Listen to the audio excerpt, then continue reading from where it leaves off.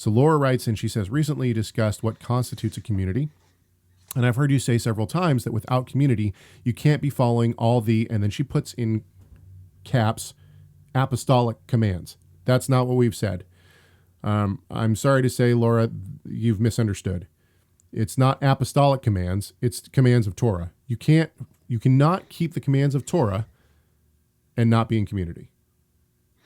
I don't know what that, do we ever use that term? Have we ever used that? Apostolic commands? No, yeah. We have. I don't think we've used apostolic scriptures to refer to what is commonly referred to as the New Testament.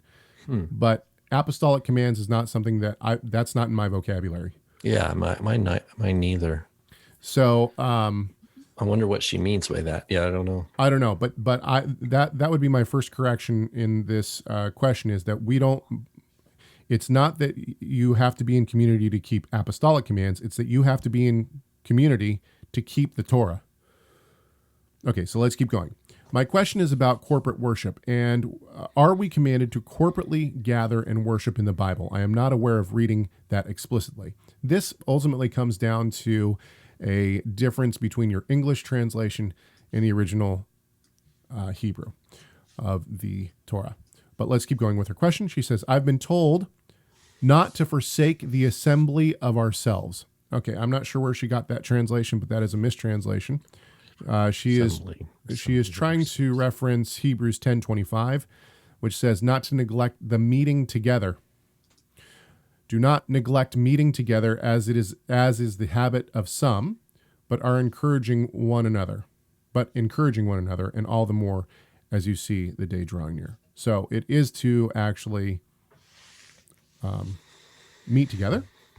She goes on, although I don't see a specific weekly limitation being set there, nor does it seem specific to corporate worship alone versus community and fellowship. Last paragraph from her, she says, also the Sabbath command of holy convocation, my lay research shows this just means reading or reciting. Is this a command to gather to read corporately? I'm not sure.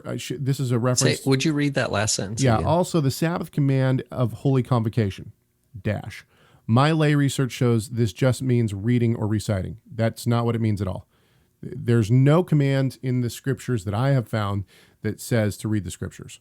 Now, it's certainly implied, but this would go back to community, like tradition. Obviously, if the Lord is present in our communities, then we want to hear what he has to say. And so he should take front and center, and his word should as well.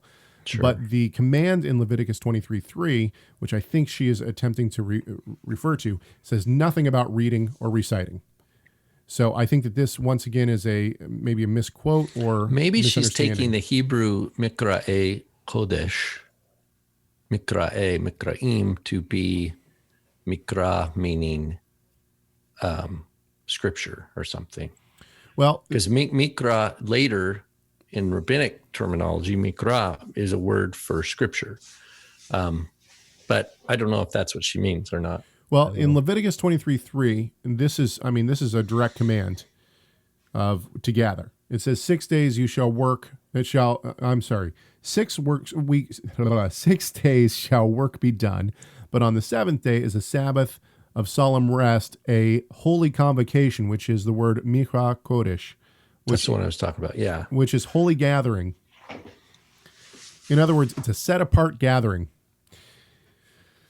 So the term mikra kodesh is where we get a holy gathering, and this Leviticus 23:3 specifically tells us that the Sabbath is a holy gathering, as do other places.